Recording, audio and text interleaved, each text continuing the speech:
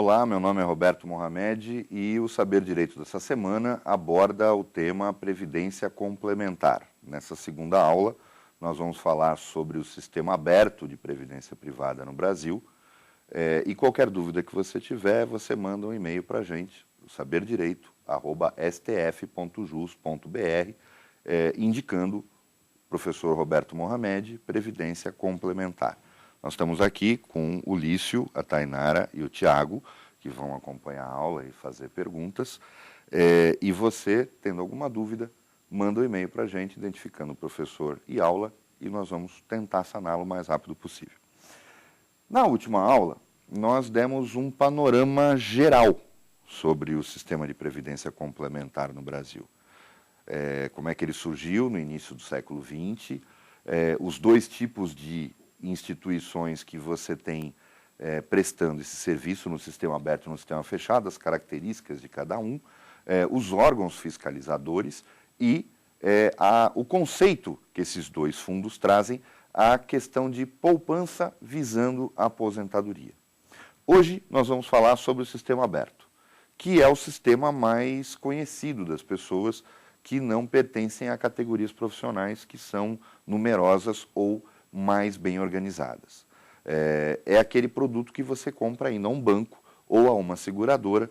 Muitas vezes até o seu empregador oferece como proponente esse tipo de contrato, mas ele não é patrocinador. Ele simplesmente pode pagar uma parte para o funcionário, mas ele não tem ligação com a instituição que fornece o produto, que administra os recursos que vão gerar a aposentadoria desta pessoa.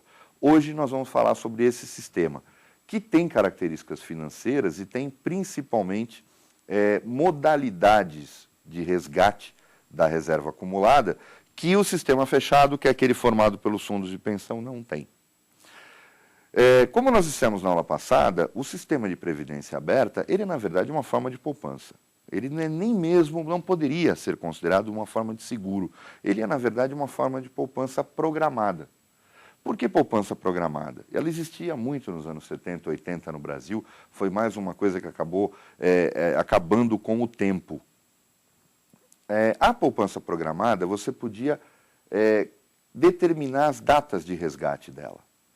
No que acontece? O que é o sistema de previdência aberta, na verdade, se você pensar bem? Nada mais é do que uma poupança programada.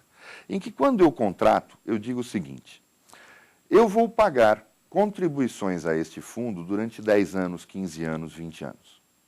Ao final deste período, eu vou receber, na forma que eu escolher, esse benefício, seja por um tempo programado, seja como renda mensal vitalícia ou numa única parcela, num único resgate, daquele valor que eu poupei por esses anos. Então vocês vejam por que ele tem caráter financeiro e não previdenciário. Porque eu tenho a opção de sacar em uma única parcela, que aí ele vai virar um título de renda fixa e ser tributado como tal. No caso de eu receber por um período determinado, eu não estou garantindo minha vida até o fim. Eu estou fazendo um cálculo em cima de um rendimento que eu só vou querer durante um certo tempo, até para que eu possa montar um negócio, eu ter garantia em relação a um projeto específico. Quando eu faço a opção da renda mensal vitalícia, que é aquela que o banco não determina onde vai acabar o benefício, essa renda mensal, lógico, tem um valor menor. Por que esse valor é menor? Porque o banco também está trabalhando com uma expectativa de vida que representa o imponderável neste contrato entre as partes. Ao contrário do que a gente vai ver nos fundos de pensão, o benefício que você contrata de uma empresa do sistema aberto, ele não tem uma reserva preparada para esse tipo de contingência. Quer dizer, é preciso que saia da própria reserva a certeza de que o seu fundo vai ser capaz de cumprir, de lhe pagar aquele rendimento até o fim da sua vida. E deixando claro, os benefícios adicionais, como por exemplo de pensão por morte, eles têm que ser contratados em separados. Isso já é uma diferença fundamental no sistema aberto. No sistema fechado de previdência, que é complementar não só no nome, mas efetivamente em relação ao sistema público, que traz com eles todos os benefícios que existem no nosso sistema de seguridade social, na Previdência Aberta, cada serviço desse tem que ser contratado.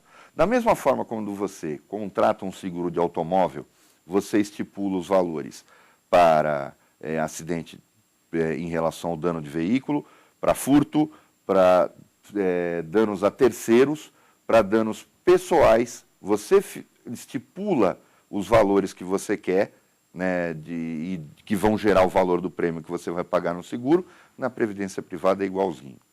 Você pode optar por ter uma cobertura de acidente. Você pode optar por ter uma cobertura de doença. Você pode optar por ter pensão por morte depois. Não são coisas automáticas, que na Previdência fechada, elas existem inerentes ao contrato que você está fazendo, que é um mero contrato de adesão. No contrato da Previdência Aberta, cada uma das coberturas tem que ser fixada.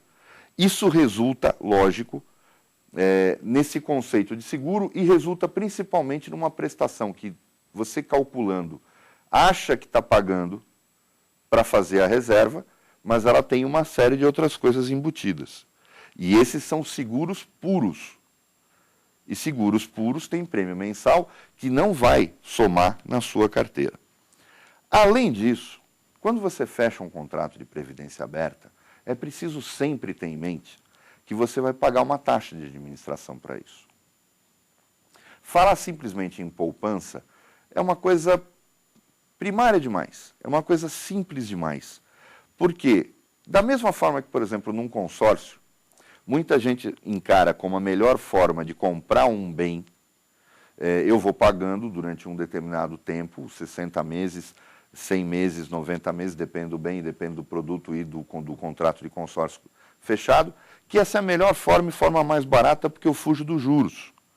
Ainda mais numa economia estável, em que o preço das mercadorias ou dos bens não sofre uma grande variação, você não teria problema, você começa a pagar e ao final de 60 meses você tem o bem na sua mão. Você esquece da taxa de administração. Se é uma forma de poupança, fica sempre aquela pergunta. Não é mais fácil eu poupar e comprar à vista? O consórcio ele só é vantajoso em relação ao financiamento bancário. Da mesma forma, a previdência privada também tem taxa de administração, calculada, lógico, sobre os rendimentos. Mas ela tem uma outra taxa, e essa é que é a grande diferença e que você tem que prestar atenção quando contrata um plano de previdência privada, que é a taxa de carregamento. A taxa de carregamento, que nos países de primeiro mundo às vezes é zero, no Brasil é a mais alta. A taxa de carregamento é um grande problema, por quê? Porque ela não incide em cima do rendimento. A taxa de carregamento incide sobre o principal, sobre aquilo que você aporta para a instituição de previdência. Se você faz um plano, por exemplo, de 10 anos de contribuição, e você paga prestações a esse fundo que você determinou durante 10 anos. Ao final desse fundo, pelas suas contas, você teria que ter 100 mil reais. Isso somando apenas as contribuições que você fez. Se você contratou um fundo que tem taxa de administração de 5%, esses 5% foram calculados em cima do rendimento. Eles não vão influenciar no principal que está lá guardado.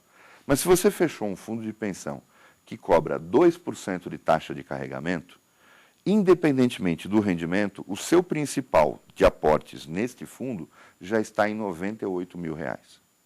Por quê? Porque cada vez que você faz um aporte ao fundo, a taxa de carregamento incide sobre o que entra no fundo. Vejam bem que é um modelo esquisito. Eu estou colocando dinheiro, estou depositando dinheiro no meu fundo, e estou sendo punido, a grosso modo, pagando 2% de taxa sobre algo que eu estou depositando e entregando para o gestor do fundo. E é justamente essa a razão da taxa de carregamento. Se coloca como remuneração ao risco do gestor do negócio. Eu não consigo entender o risco do gestor do negócio, é risco da atribuição que ele tem, da atividade que ele exerce.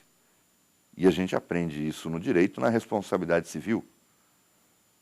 Agora, se cobrar para que alguém assuma a responsabilidade de cuidar do meu dinheiro já é um pouco demais, até porque isso está embutido na taxa de administração. Esse é um dos abusos, é um dos problemas que nós temos que corrigir no nosso sistema, se nós quisermos ter um sistema de previdência complementar pujante. Ou seja, aumentar a participação do sistema de previdência complementar, seja ele do sistema aberto ou do sistema fechado, dentro do nosso PIB. Ou seja, aumentando a nossa poupança interna. Não tem sentido a taxa de carregamento numa economia estável. Por quê? Porque os rendimentos hoje não cobrem a diferença do que a taxa de carregamento tira. Imagine que você faça um aporte ao fundo de pensão, à previdência aberta que você contratou, no meio do caminho. Isso acontece com muita gente. Você contrata um valor mensal, mas você se reserva o direito de fazer quando quer, não contratado, o aporte que você quiser. Cada aporte que você faz, ou seja, depósito na conta de previdência privada, vai aumentar o valor do benefício no final, porque você calcula previamente o que vai vir em cima dos valores contratados mensais. Em nenhum momento você abre mão do direito de colocar, de aportar recursos para melhorar o valor do benefício no final. E você faz isso normalmente. Digamos que todo ano você trabalha numa empresa que paga participação no lucros e resultados, PLR. E você se condiciona, no seu orçamento, a colocar 50% do que você recebe da empresa no PLR, que é um dinheiro que você não conta, se você falar aqui, olha, eu conto com o meu salário e com o meu 13º. O meu PLR é um extra que entra na minha conta. E você coloca na previdência privada para garantir seu futuro. Lembre-se que se você colocar numa poupança e não mexer, você não vai pagar nada. Lá, você não paga só a taxa de administração para quem está tomando conta do seu dinheiro. Você paga a taxa de carregamento que é debitada da sua contribuição no exato momento que o depósito é feito. É preciso levar isso em conta por quê? Porque uma das grandes perguntas que se faz no sistema de previdência complementar, em que momento eu devo entrar? Em que momento é vantajoso eu contratar um plano de previdência privada? Ou melhor, é vantajoso eu contratar com 40 anos, com 45, com 50 anos? Ou é vantajoso só para quem é muito novo? É vantajoso fazer um aporte só e deixar guardado? Essas perguntas, que é o que a gente vai responder agora, sempre são colocadas e tem que, quem faz a pergunta tem que ter em mente que tem que se definir enquanto poupador para que você diga a ele qual é a melhor forma de fazer o contrato de previdência privada do sistema aberto. Primeiro, se você é um mau poupador, se você não consegue guardar dinheiro, a previdência privada é uma solução. Você está pagando para que alguém tome conta do seu dinheiro. Mas ela também possibilita o resgate antecipado, com prejuízo, mas possibilita. Você tem que se policiar, até mesmo comprando uma previdência privada. Mas, ao fazer essa contratação, lembre-se que você está pagando, além da taxa de administração, a taxa de carregamento sobre os benefícios, sobre os aportes que você faz. Então, o que você tem que procurar? Não necessariamente aquele fundo de investimentos que tiver a menor taxa de administração. O mais importante é a menor taxa de carregamento. Porque a taxa de administração só incide sobre o resultado. Se o resultado é zero, a taxa de administração é zero. Você não pode remunerar um trabalho que não rendeu frutos. Já no caso da taxa de carregamento, ela incide sobre a contribuição, ou seja, é exclusivamente sobre o principal. Essa é que tem que tomar cuidado. E essa é a pergunta que você tem que fazer ao gerente ou ao corretor que está lhe vendendo e olhar no contrato que você assina qual é a taxa de carregamento que está prevista ali para os aportes.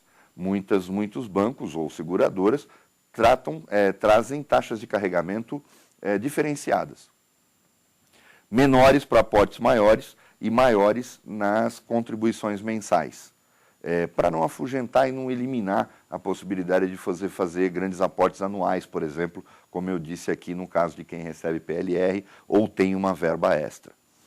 No caso dessas pessoas, negociar uma taxa de carregamento menor vai possibilitar um aumento da sua reserva e um aumento da sua aposentadoria, consequentemente, no momento que você cumprir a carência contratada e começar a receber o benefício. Esse é o primeiro cuidado que se deve tomar. O segundo cuidado, e esse, gente, é o mais, é o essencial. Acompanhar os balanços da empresa que administra suas reservas. Uma empresa sólida pode oferecer investimentos mais sólidos e segurança ao seu dinheiro. Contratar nomes esquisitos, empresas pequenas que você nunca ouviu falar, é sempre um risco. Então, é preferível você ter rendimentos menores numa empresa mais sólida, porque ninguém faz contrato de previdência para 1 ano. É muito longo o prazo deste contrato, deste produto, do que você está buscando. Para fazer um contrato tão longo, você tem que confiar na instituição que o administra. Então, é necessário, e no Brasil existem seguradoras e bancos extremamente sólidos, o nosso sistema financeiro é sólido hoje, é preciso prestar atenção em quem você está contratando. Ou seja, a primeira regra para aderir a um plano de previdência privada do sistema aberto é não ter pressa. Não escolha como você escolhe muitas vezes um seguro que você está fazendo para ajudar o gerente da sua conta bancária e nem olha o que está lendo, não está assinando, não presta atenção nas coberturas. Você não pode ter pressa para fazer um contrato de previdência privada. Você está trabalhando com um contrato que vai durar 10 anos, vai durar 15 anos. E depois de passado o tempo, você não vai poder mudar. E se você entrar na justiça para questionar daqui a 15 anos, você vai colocar mais 5, 6, 10 anos em cima de discussão. Então, é preciso não ter pressa para fechar contrato. Examinar o máximo possível. Perguntar, não ter medo de perguntar. Cotar as taxas de administração e as taxas de carregamento. Perguntar para as pessoas como é que funciona. Tentar saber se tem alguém já recebendo o benefício. E procurar saber quanto é esse benefício daqueles que realmente recebem, daqueles que contrataram e que agora estão recebendo o produto que você vai contratar para receber daqui a 10, 15 anos.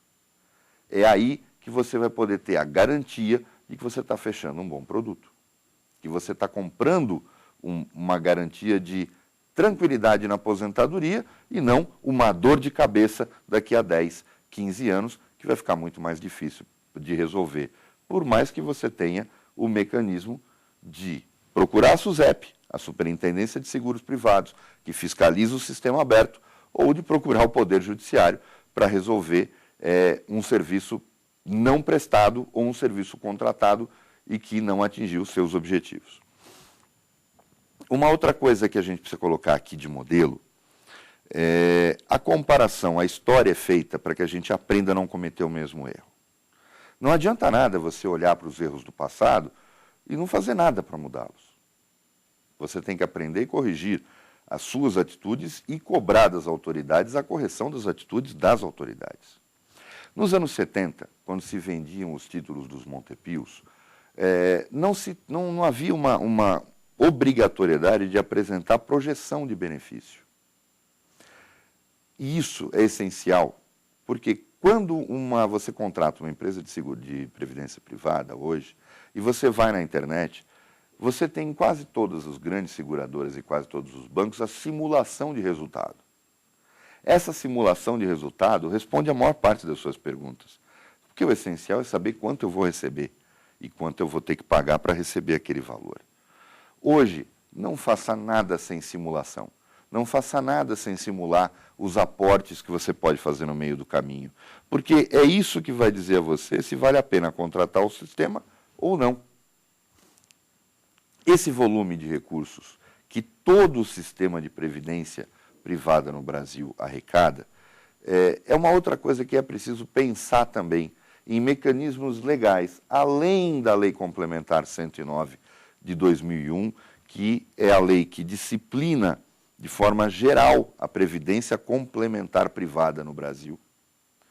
É preciso ir além dos limites que ela impõe, é preciso ir além das preocupações que ela demonstra, é preciso ir além do que o legislador quis no momento em que essa legislação foi aprovada. É preciso, primeiro, cercar de garantias o investidor, atribuir responsabilidades ao administrador. Isso são 2 itens extremamente claros. Mas o principal, e isso é algo que não pode ser postergado mais na discussão sobre o futuro da previdência complementar privada no Brasil, principalmente a do sistema aberto, é que ela passe a ter, sim, uma característica previdenciária. É que ela passe a ter, sim, características de benefício e não só de produto financeiro. Enquanto isso acontecer, você vai tratar a previdência complementar como mera aplicação financeira, como mais um CDB, mais um CDI, mais uma poupança. Ela não é. Ela tem características, primeiro, de razão do contrato, objetivo do contrato, e ela precisa ter, de um lado, proteção do Estado, de outro, e aí principalmente, ter proteção, significar proteção social. E não ser um produto a mais vendido por bancos. Sem dúvida nenhuma, quando se fala de previdência complementar no resto do mundo, o grosso do dinheiro vem justamente das instituições fechadas, que são aquelas de categorias profissionais.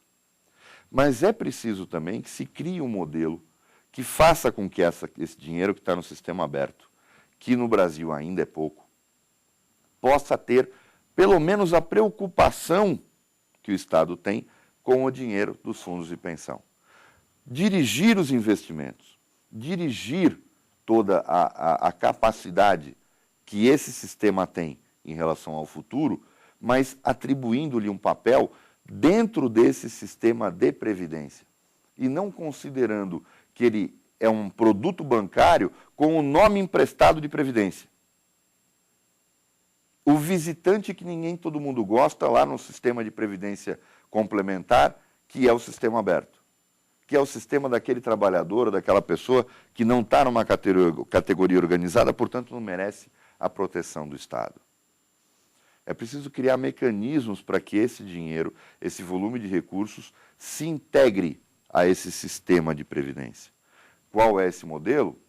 Vamos buscar modelos lá fora, sem dúvida nenhuma. Mas para que vocês vejam uma coisa que é muito interessante. Nós falávamos na última aula do volume de recursos da Previdência nos Estados Unidos e do volume de recursos da Previdência no Brasil. Vocês lembram que eu falei 6 trilhões nos Estados Unidos, em torno de 100 bilhões no Brasil. Esses recursos, que são grandes, e a gente está dizendo que tem qualidade, sem dúvida nenhuma, tem muita qualidade, mas eles demonstram uma preocupação e uma necessidade de complementar o que a Previdência Pública me dá. Porque ela não é o sistema de previdência, ela é a Previdência complementar, ela complementa a Previdência Pública. Por que os Estados Unidos têm reservas tão gigantescas de Previdência complementar? Lógico, porque a Previdência Social lá é baixa em relação ao que você ganha, a média dos trabalhadores ganham. Lá os trabalhadores têm que buscar aposentadoria complementar porque a aposentadoria pública paga pelo Estado é menor. Onde a gente confirma isso? Quando a gente olha para os números da Alemanha, por exemplo. A Alemanha, que se essa lógica fosse só de poupança interna, a Alemanha teria volumes muito maiores. A Alemanha está atrás do Brasil. A Alemanha tem menos de 70 bilhões em reservas de previdência, de fundos de pensão. Por que a Alemanha tem 70 bilhões? Por que em relação ao PIB alemão, por exemplo, o volume dos fundos de previdência é de 4%? A Alemanha está praticamente em último lugar entre os países que têm fundo de pensão simples. O trabalhador alemão não precisa fazer contrato de previdência privada. Ele tem por parte do Estado, no sistema de seguridade social, a proteção de todas as suas necessidades.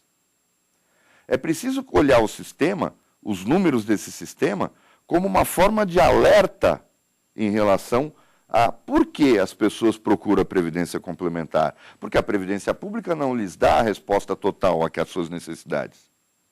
A Alemanha tem um índice tão baixo de reservas porque o trabalhador alemão já tem do Estado um sistema de seguridade social que lhe garante uma aposentadoria segura. Então ele não precisa procurar poupar junto aos fundos de pensão. Eles têm, e na maioria administrados por sindicatos. Mas vocês vejam, menor até do que o Brasil. Lá não é a grande preocupação do trabalhador alemão, é o complemento de renda. Não é aquilo que vai mudar ou vai definir a sua passagem para a inatividade. Voltando ao nosso caso, nós vemos que aí existe um dos grandes problemas como um todo do sistema previdenciário brasileiro. Nós temos uma previdência pública que já nasce em cima de instituições falidas, como eu disse na última aula, a fusão dos IAPs, os Institutos de Aposentadoria e Pensão, que resultaram no extinto INPS, ou seja, ela já nasce fruto de um problema, ela já nasce com esqueletos no armário, e nasce sem a preocupação de carência para pagar benefício, até porque não podia, porque tinha que assumir os compromissos dos institutos de aposentadoria e pensão. É lógico que essa previdência, que já nasce errada, que já nasce com problemas, que já nasce com contas para pagar. Você imagina uma empresa que nasce endividada na fundação. Foi mais ou menos isso que aconteceu com o INPS.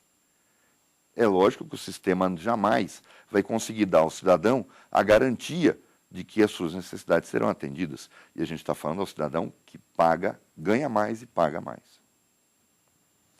A Previdência Social, do jeito que torna obrigatório que você tenha um sistema auxiliar. Olhem bem a expressão, sistema auxiliar. Esse é o papel da Previdência Complementar. Funcionar como o auxílio à Previdência Pública, no sentido de aumentar a proteção ao cidadão quando chega o momento dele usufruir o fruto de 30, 35, 40 anos de trabalho. Essas pessoas só vão ter essa garantia se tiverem por parte do Estado fiscalização na aplicação desses recursos que possibilitem que essa previdência complementar realmente auxilie a Previdência Pública. Mas ela é um sinal evidente de que a Previdência Pública não tem condições de sozinha, isso no nosso caso, oferecer essas respostas de segurança em relação ao aposentado quando ele precisar dela. O sistema aberto não tem essas características. O sistema aberto de previdência complementar, ele não é auxiliar do sistema de previdência pública. Por exemplo, muita gente usa a previdência privada do sistema aberto como mera aplicação financeira. Quando chega no final do ano, se teve muito imposto de renda a pagar, pode abater até 12% da sua renda bruta, então usa a previdência ao longo de anos para pagar menos imposto de renda. Vai ter que pagar no final, no resgate, de qualquer maneira, mas procura fugir naquele primeiro momento do pagamento do imposto de renda. Quer dizer, não está havendo a previdência complementar do sistema aberto simplesmente como uma modalidade de previdência, correndo naquele conceito de segurança, no conceito de seguro. Está olhando a previdência privada simplesmente como uma aplicação financeira.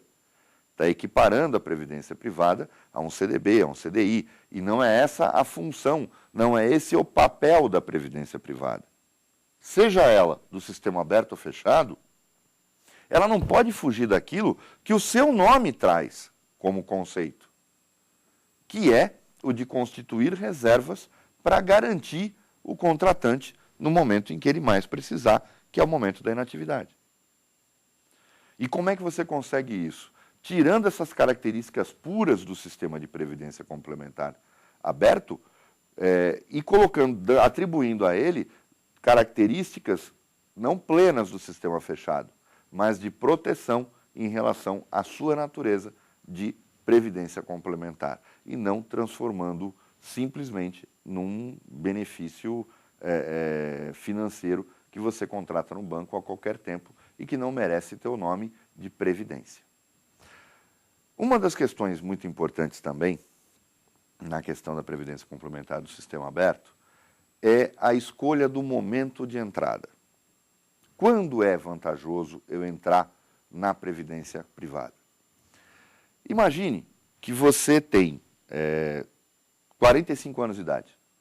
Você você é autônomo, você recolhe o INSS por 1, 2, 3 salários mínimos, ou por uma renda mais baixa do que você tem de padrão de vida, e você quer garantir um benefício no futuro. Aos 45 anos, calculando que você vai trabalhar até os 65, são 20 anos de contribuição. É um momento bom para entrar no fundo de pensão, mas desde que você tenha em mente que vai ser preciso fazer alguns aportes no meio do caminho, porque ninguém vai contratar um fundo de pensão pagando R$5.000 por mês para receber 1.000. E pelo tempo de contribuição é isso que você vai ter. Quer dizer, você é obrigado a fazer uma contratação inversa. E para ter o rendimento inverso, você precisa também calcular aportes um pouco maiores durante a duração deste contrato. Lógico que os mais jovens, abaixo de 45 anos, em qualquer momento é vantajoso. Em qualquer momento você pode contratar um plano de previdência e se dá muito bem no final. Pelo menos ter uma renda muito próxima daquilo que você queria, daquilo que você achava que devia contratar. Vocês imaginem, por exemplo, uma criança que ganha uma previdência privada dos avós. Ela vai contribuir com um valor de R$100, R$150, e quando ela chegar aos 65 anos de idade, esse valor diminuto vai dar um rendimento para ela de 10, 15 vezes o valor. Então, note que o momento de entrada ele está ligado diretamente ao meu objetivo. Por exemplo, avós que compram um plano de previdência privada para o neto, mas para pagar a sua faculdade, que ele vai estar sacando ao torno dos 17, 18 anos de idade. É possível? É possível. Mas vejam bem como a previdência privada se transformou em aplicação financeira. A antiga poupança programada era a mesma coisa. Quer dizer, é preciso parar de misturar a previdência privada com a aplicação financeira e atribuir a ela o seu papel de previdência complementar. E aí entra a questão da idade certa para entrar. Se entra recém-nascido, se entra criança, nós estamos calculando que ele vai precisar disso aos 60 anos. Nós estamos falando de usar a previdência como previdência. No caso de uma pessoa de 45, também vai usar como previdência, vai trabalhar por 20 anos, ela está tranquilamente, vale a pena contratar? Vale. Se você negociar a taxa de carregamento, que é a taxa que realmente pune quem aplica num plano de previdência, sem dúvida nenhuma. Agora, e quando eu tenho 50 anos de idade, ou 55 anos de idade, eu quero me aposentar aos 65, vale a pena entrar? É lógico que não. Não adianta imaginar que sempre é vantajoso fazer um plano de previdência. O volume de recursos que você vai ter que aportar para este fundo é tão grande e, consequentemente, a taxa de carregamento que você vai pagar é tão grande que vale mais a pena você aplicar esse dinheiro em outro lugar. Ou simplesmente se contentar em não fazer. Buscar a previdência privada numa situação emergencial nunca vai ser um bom negócio. Tanto pelo aspecto tributário, porque você vai pagar imposto sobre o benefício que recebe, e principalmente pelo fato de que, como eu disse, a taxa de administração ela nunca vai ser um problema, porque ela é calculada sobre o rendimento, mas a taxa de carregamento é calculada sobre o principal. Se existe pouco tempo de contribuição, mesmo que você aporte grandes recursos, não tem sentido, porque a taxa de carregamento não vai se diluir no fator tempo. Porque, vejam bem, eu cobro a taxa de carregamento e ninguém prestava muita atenção para ela até alguns anos atrás, porque os rendimentos financeiros eram muito bons. Para quem aqui não lembra da explosão da Bolsa. Quer dizer, quando você tem a fartura do rendimento financeiro, você não presta atenção nas taxas que você paga. Mas no momento em que o rendimento financeiro cai, em que fica evidente o quanto o seu fundo está rendendo, e alguém vai lá e tira dinheiro da prestação que você pagou, aí você percebe que cometeu um erro. É justamente aí a diferença entre qual o melhor momento para eu passar a contribuir e o momento em que eu devo esquecer a previdência privada como opção, essa do sistema aberto. É justamente, lógico, o de pessoas que vão contribuir por pouco tempo para começar a receber seu benefício. É preferível fazer um outro tipo de aplicação que, sendo renovada, vai chegar no final me dando aquele valor sem a taxa de carregamento. E vejam bem, a taxa de carregamento é absolutamente legal. Embora seja exagerada, ela é absolutamente legal. Um fundo de pensão pode existir, uma instituição de previdência aberta pode existir sem ela? Claro que pode. Ela não é obrigatória. Ela é facultativa à administradora da instituição. Mas cuidado também, porque uma instituição que não cobra taxa de carregamento e uma taxa de administração muito baixa, não vai administrar bem seu dinheiro. É preciso ter o equilíbrio, justamente, para analisar a conduta e quanto cobra cada instituição que estiver oferecendo o produto. Uma das coisas também que se tem que tomar muito cuidado em relação à previdência privada, além da idade em que você entra e as suas consequências em relação à taxa de administração e à taxa de carregamento, é a solidez. Por que eu tinha dito aquilo? Porque não há proteção do Estado quanto ao dinheiro que você coloca na previdência privada do sistema aberto. Isso é um fator complicador. Se você coloca na poupança, o governo garante até um certo valor. A previdência privada não é poupança. A previdência privada não é seguro puro. A previdência privada não é aplicação financeira pura. Ela não é nada. Ela é um modelo singular. E por ser um modelo singular, ela não tem proteção do Estado. Ou seja, se você escolhe mal o banco ou a seguradora de quem você contrata um plano de previdência privada do sistema aberto, tenha certeza de que, se houver liquidação extrajudicial da seguradora ou do banco, você vai sentar na calçada e chorar. Você vai ter que entrar, você vai ter que se habilitar como credor para recuperar a sua reserva, a menos que alguém assuma o passivo daquela seguradora e possa responder pelos seus compromissos. Você não tem condições de ter garantia do Estado, seja através do Banco Central, seja através do Ministério da Fazenda, em relação ao volume de recursos que você aportou para a previdência privada. Diante disso, é melhor examinar a solidez da instituição da qual você está comprando, ou mesmo aquela instituição que o seu empregador oferece, aquelas em que ele não é patrocinador, mas ele paga uma parte, para que verifique se essa empresa é sólida. E para isso, hoje, você tem vários mecanismos para consolidar. O melhor deles é realmente verificar o balanço da empresa e a credibilidade dela no mercado. Mas isso é essencial. Não existe outra forma de você se proteger, infelizmente. Por quê? Porque a previdência do sistema aberto é carente de legislação de fiscalização. Embora a SUSEP exerça um trabalho muito bom e o próprio Ministério da Fazenda acompanhe a saúde financeira das seguradoras e dos bancos, é preciso você entender que a própria legislação não é rica. Não existe ainda, em relação a esses planos, uma definição de obrigações. Isso é um dos grandes problemas. Mas tem uma outra coisa também que você tem direito, e isso os tribunais têm sido unânimes. Aquilo que foi ajustado no contrato, se prejudica o contratante na previdência privada, não tem valor. Inúmeros planos que já começaram há 15, 20 anos atrás, de seguradoras que acabaram sendo incorporadas por outros bancos, de bancos que acabaram sendo comprados por outros bancos, foram condenados na justiça a devolver integralmente o volume das contribuições daqueles que contribuíram para o fundo. Veja bem a diferença. Não estamos falando do resultado do fundo. Não estamos falando do que ele rendeu. Estamos falando da soma das parcelas pagas devidamente corrigida. E aí cai aonde? Na garantia mínima. A garantia mínima nada mais é do que oferecer o pagamento das suas parcelas pagas devidamente corrigidas. Isso seria a garantia mínima de qualquer plano de aposentadoria do sistema aberto, que nem todos têm. Mas o Poder Judiciário tem garantido aos contratantes esse tipo de direito. A questão aqui que se oferece e quando a instituição quebra? Aí você não tem o que fazer. Você vai para cima do grupo econômico, mas também não tem muitas saídas em relação à garantia do capital que você aplicou.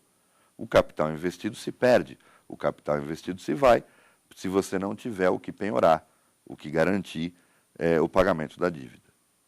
Tem a obrigação de pagar. Por isso que até mesmo, no caso de briga, é preferível brigar com uma instituição sólida, que tem capital para arcar com isso, do que você buscar executar quem foi liquidado judicialmente, quem teve problemas com a justiça, quem sumiu do mercado, porque você não vai ter o retorno daquele patrimônio que você aplicou com tanto suor, se desgastando tanto para conseguir montar aquela reserva. Uma outra coisa também que é preciso deixar claro é que mecanismos eu tenho em relação à SUSEP para fiscalizar e para exercer o meu direito de consumidor e de participante naquele fundo, naquela instituição de previdência aberta.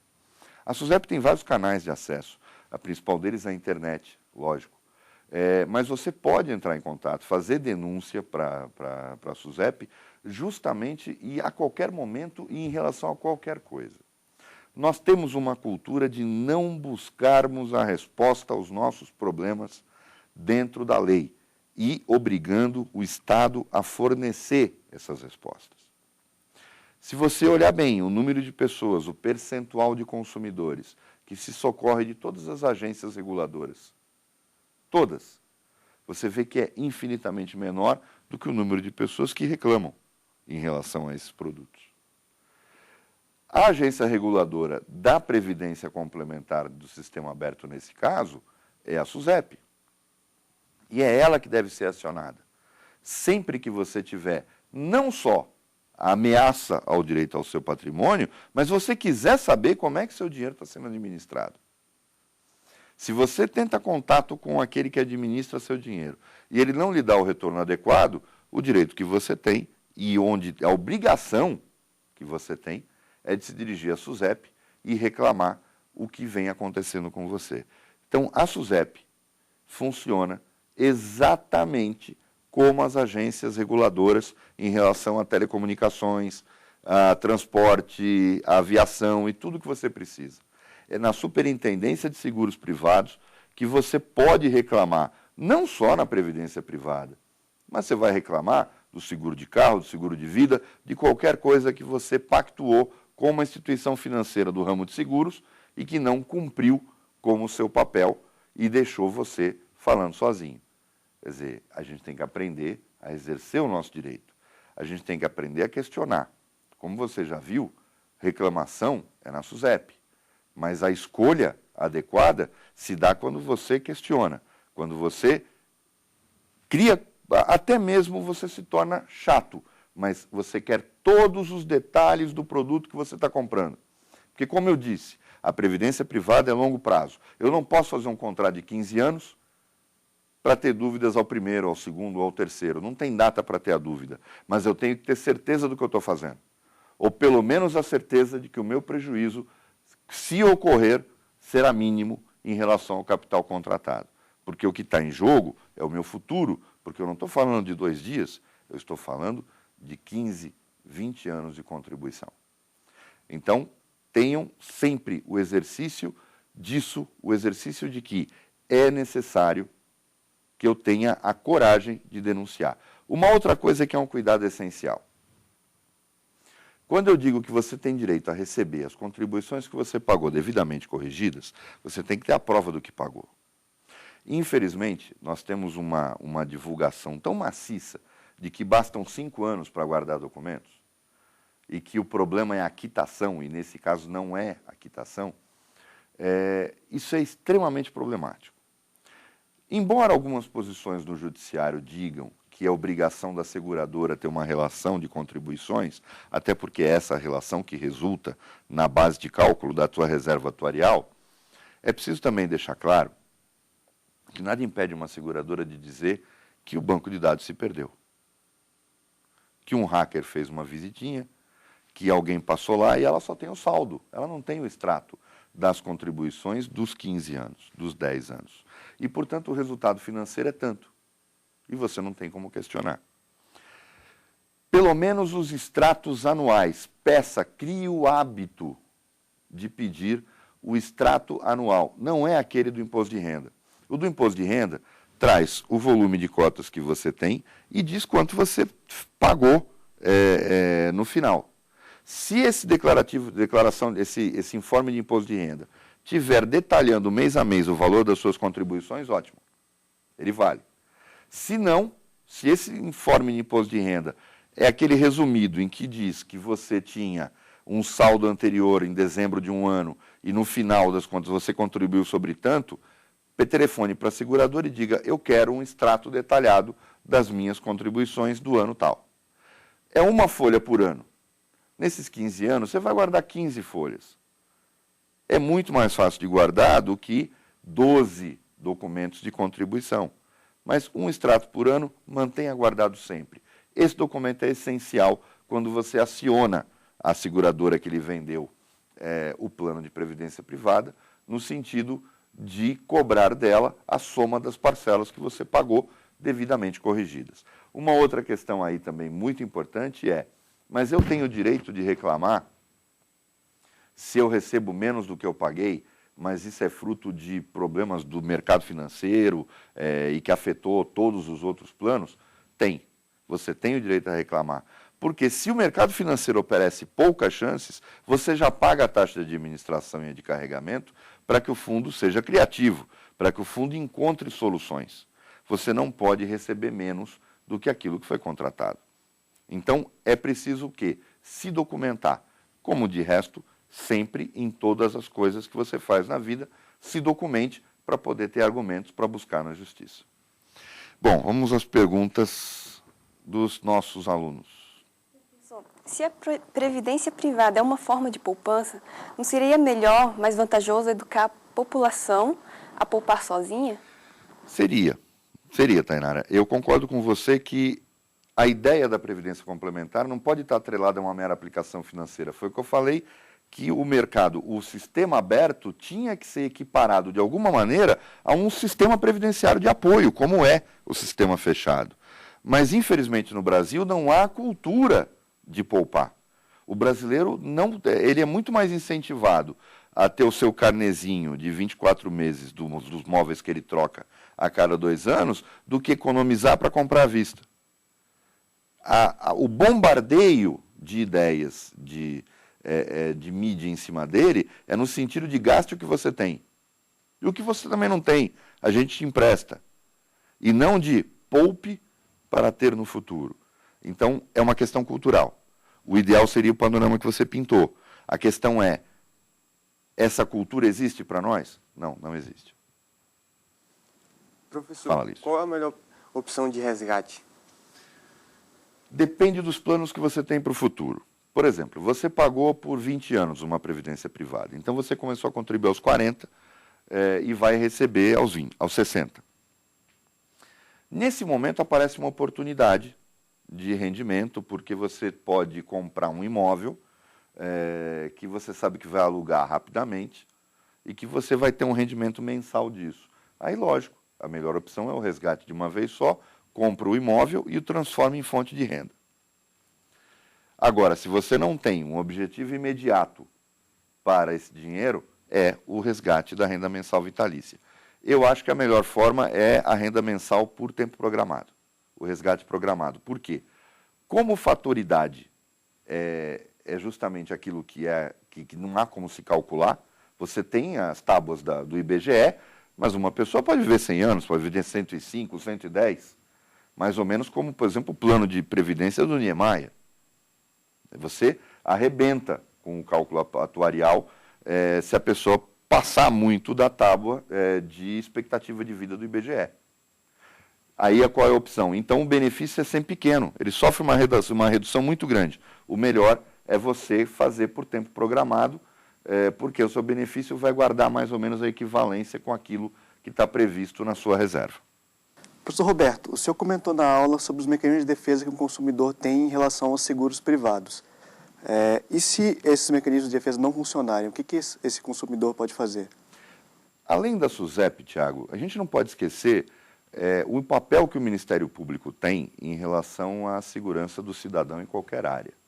Então é preciso também esclarecer aí que, se a SUSEP, por exemplo, não atende a sua reclamação, você tem, em última instância, o próprio Banco Central, porque se você está contratando de um banco ou de uma seguradora ligada a um banco, o Banco Central também pode atuar. também pode fazer alguma manifestação ou até atuar na sua defesa. Mas se nada disso funcionar, a gente não pode esquecer que a atividade de previdência complementar, ela é regulamentada pelo Estado. Portanto, o Ministério Público pode sim fiscalizar e pode sim intervir.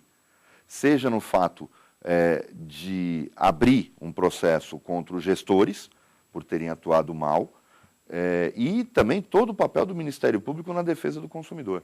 Sem dúvida nenhuma, o Ministério Público exerce um papel preponderante nessa discussão. Mas o principal é a pessoa não ter medo de procurar o judiciário. É a pessoa não ter medo de contratar um advogado e de ir até o fim buscando seus direitos. Tá? Bom, gente, como nós vimos hoje, o sistema aberto de previdência complementar, ele é uma modalidade pouco protegida pelo Estado em relação ao sistema fechado, que goza de uma série de garantias, uma série de prerrogativas. E justamente por quê? Porque o seu conceito é de produto financeiro, não é o conceito de previdência complementar, ou seja, de auxiliar do sistema público de seguridade social. Isso é uma coisa que precisa mudar para que se dê credibilidade ao sistema e se dê agilidade também na gestão dos recursos do sistema. Qualquer dúvida, saberdireito@stf.jus.br. Você escreve para nós indicando o nome professor Roberto Mohamed, Previdência Complementar, e a gente responde para você qualquer dúvida que você tenha tido nesta aula ou na aula passada.